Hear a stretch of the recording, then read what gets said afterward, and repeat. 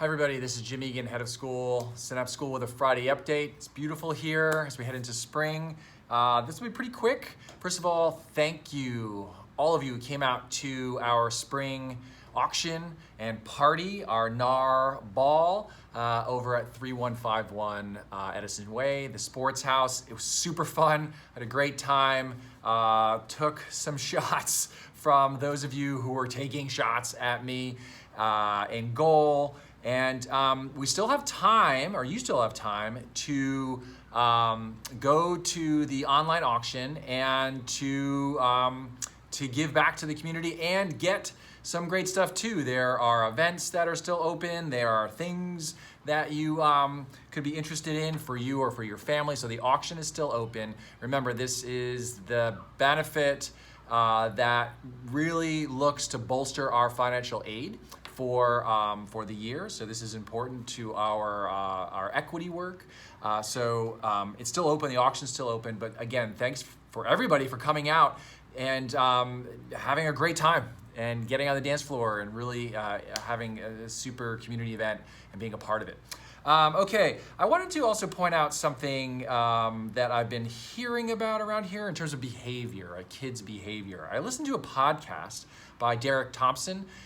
He writes for The Atlantic, and it was a question, the podcast was framed around a question, like what's going on with everyone's behavior in America, right? We're seeing an uptick in crime, we're seeing an uptick in bad behavior on airplanes, bad behavior in hospitals, and behavior in schools.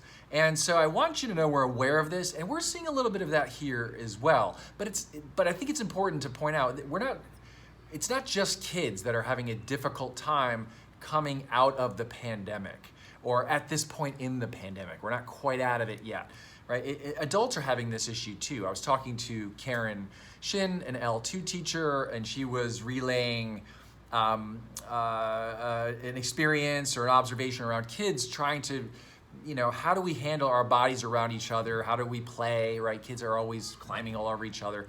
And she was saying they were really struggling with it. And then I was thinking on Saturday night at the NAR ball that I noticed some families, or some people, as they were coming together, do we hug? Do we shake hands? Do we do a fist bump? Do we bow? We're trying to figure this out too. So are the kids, right? Kids are trying to figure it out as well. So I know it's being framed in some ways by the media as bad behavior. I would say at Synapse, we're just trying to get back to a renorming of what appropriate boundaries and behaviors are. So we're very well aware of it, but I recommend listening to that podcast by Derek Thompson. I believe that's his name, if you can. Another thing I wanted to point out, educational evaluations and tutors.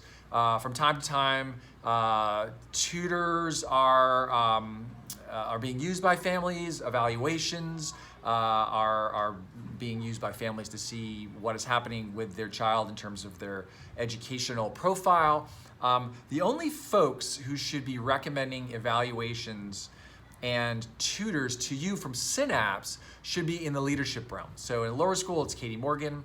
In the middle school, it's Stephanie Cito. We have a learning center. Dana Cooper is in charge of that. She's an expert. She's a specialist. She's part of that process too.